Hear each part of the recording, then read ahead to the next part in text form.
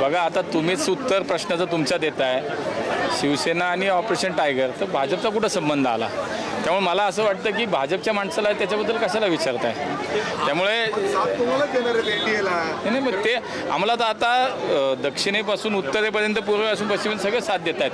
त्यामुळे साथ देणारे कोणी येत असेल तर स्वागत आहे, पण भाजपचा एक कार्यकर्ता म्हणून मला खरं तर विचारलं नाही पाहिजे. तुम्ही जे काय चाललंय ते तुम्हीच आहे ना, मग आम्ही म्हटलं तर स्वागत आहे.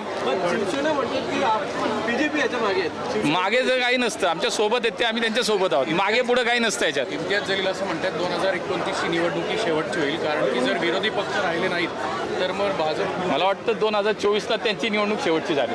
आता 29चं भविष्य त्यांनी का करावं?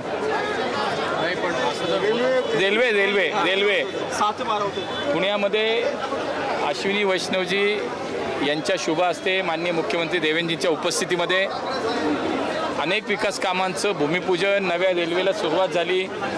पुणे ते शिर्डी या नवीन रेल्वे सेवेला सुरुवात झाली आणि जवळपास 600 कोटी रुपयाच्या विविध विकास कामांचं भूमिपूजन झालं.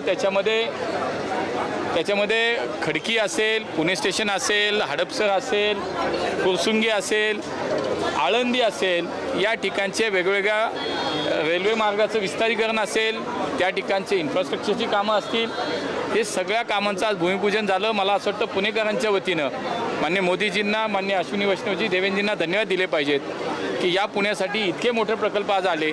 मागच्या काही दिवसात, काही वर्षात आपण पाहिलं असेल की रेल्वेच्या कामामध्ये संदर्भात पुण्याच्या अनेक कामं या ठिकाणी झाली, अनेक वंदे भारतच्या सेवा सुरू झाल्या. आज पुणे लोणावळा स्वतः रेल्वे मंत्र्यांनी सुद्धा घोषित केलं की पुणे ते लोणावळा 3rd and 4th लेनचं कामसुद्धा आता सुरू होतं. गेल्या अनेक वर्षापासूनची पुणेकरांची मागणी होती. मी सातत्याने त्याचा पाठपुरावा करत होतो. तर मला असं वाटतं आजही आम्ही म्हणालो की पुणे ते दिल्ली स्लीपर कोच आम्हाला वंदे भारत पाहिजे. त्यामुळे मला खूप आनंद आहे की मी एक पुणेकरांचा प्रतिनिधी म्हणून जे आपण काम रेल्वे मंत्रालय असेल, रेल्वे मंत्री असेल, माननीय मुख्यमंत्री असतील, यांच्याकडे ज्या वेळेला आपण मागणी केली ती कामं आता पूर्ण होत आहेत. तर पुणेकरांसाठी आजचा दिवस अत्यंत आनंदाचा आहे. बुलेट ट्रेनच्या संदर्भातलं बघा आता बुलेट ट्रेन त्यांनी स्वतःही सांगितलं की पुणे ते मुंबई हे बुलेट ट्रेनचं कामसुद्धा त्यालासुद्धा मान्यता मिळाली आहे. मुंबई अहमदाबाद बुलेट ट्रेनचं काम सुरू आहे. त्यामुळे पुणे ते मुंबई हे अंतर बुलेट ट्रेनच्या माध्यमातून आता फक्त 48 मिनिटांमध्ये पूर्ण होणार आहे. ही मोठी उपलब्धी आहे. मला असं वाटतं की पुणेकर, मुंबईकर, महाराष्ट्रातली जनता निश्चितपणे या सगळ्या प्रकल्पांचं स्वागत करते आणि समाधानी आहे. यंदा पाऊस कमी आहे. पुणे शहराच्या पाणी कपातीबद्दल जो निर्णय घेण्यात आला आहे, दिवसाड पाणी जे मिळतंय पुणेकरांना, याबाबत आपण काही. नाही, मला असं वाटतं की महानगरपालिकेमध्ये जी काही आमची लोकं काम करत आहेत, प्रशासन काम करतं आहे, एकूण आजची परिस्थिती पाहता पावसानं ओढ दिली आहे, पाणी धरण साखळीमध्ये पाणी कमी दिसतं आहे. मला असं वाटतं पुढचा विचार करताना काहीतरी त्यांनी हा सगळा साधक बाधक विचार करूनच निर्णय केला असेल. मला वाटतं पावसाने ओढ दिल्यामुळे कदाचित असा निर्णय झाला असेल, पण निश्चित आम्ही सगळे मिळून त्याच्यामध्ये लक्ष घालतोय. पुणेकरांना कुठल्या प्रकारची पाण्याची टंचाई भासू देणार नाही. पुण्यातलं पाटबंधारे विभागाचं कार्यालय जे आहे ते सोलापूर किंवा कोल्हापूरला हलवण्याचा प्रयत्न सध्या सुरू आहे. तुम्ही अनेक वर्षांपासून पुण्याचं नेतृत्व करताय. सिंचन भवन ही अतिशय महत्त्वाची बिल्डिंग पुण्यासाठी सुद्धा आहे. याच्यासाठी आपण हे ऑफिस दुसरीकडे जाऊ नये याच्यासाठी तुम्ही वैयक्तिक. मला वाटतं राज्य शासन, संबंधित मंत्रालय, त्या संबंधित खात्याचे मंत्री यांच्याशी एकदा मी निश्चितपणे चर्चा करेन. तुम्ही जी माहिती दिली ती माहिती मलाही आली आहे माझ्यापर्यंत.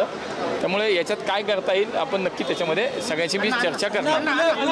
ट्रेनच्या संदर्भात जे काही रेल्वे बदल होतात अशा पद्धतीने बघता तुम्ही. बघा, आधुनिकतेकडे जुन्या काळात बघा, आज देशातली रेल्वे सेवा 100% इलेक्ट्रिफाईड झाली. या देशातला 4 किलोमीटरचा रोजचा दर तो 11 किलोमीटरपर्यंत गेला आणि बदललेला भारत. आपण बघा, आज इतकी मोठी अमृत स्टेशन होत आहेत. पुण्याच्या या स्टेशनचा सुद्धा कायापालट होणार आहे. अमृत स्टेशन मोठ्या प्रमाणामध्ये होत आहेत, रेल्वे मार्ग नव्यानं सुरू होत आहेत, आधुनिक पद्धतीनं बुलेट ट्रेन येत आहेत. हा बदललेला भारत आहे. हे मोदीजींच्या नेतृत्वात बदललेल्या भारताची लक्षण आहे, दर्शन. बाळासाहेब ठाकरे का हिंदुत्व भूल गए? मुझे लगता है वो तो पहले कब के भूल चुके हैं. जब उन्होंने इस महाराष्ट्र की जनता ने क्लियर माइंडेड दिया था भारतीय जनता पार्टी शिवसेना युति को, आप भारतीय जनता पार्टी, आप हिंदुत्व का विषय, हिंदुत्व का एजेंडा ये आपके साथ है, हिंदुत्व में आप काम करते हैं, ये सोचकर इस महाराष्ट्र की जनता ने मेजॉरिटी में पूरे युति को लाया था. लेकिन उसके बाद क्या हुआ, इन्होंने हिंदुत्व छोड़ दिया अलायंस छोड़ दी और कांग्रेस के साथ जाके उन्होंने सरकार स्थापन की, तो वही पे हिंदुत्व उनका खत्म हुआ था। ऑपरेशन टाइगर देखिए, ऑपरेशन टाइगर के बारे में आपने मुझे पूछा है, तो जो भारतीय जनता पार्टी से संबंधित सवाल ही नहीं है, तो उसका जवाब भारतीय जनता पार्टी का कार्यकर्ता कैसे दे सकता है?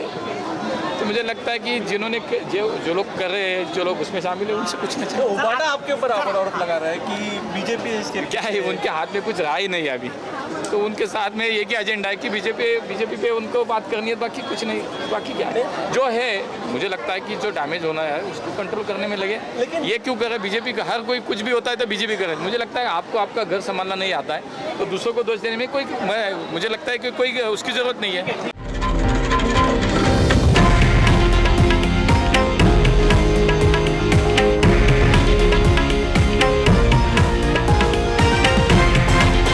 हे आहे देशातील नंबर 1 न्यूज नेटवर्क आणि आपण पाहत आहात TV9 मराठी, एकमेव।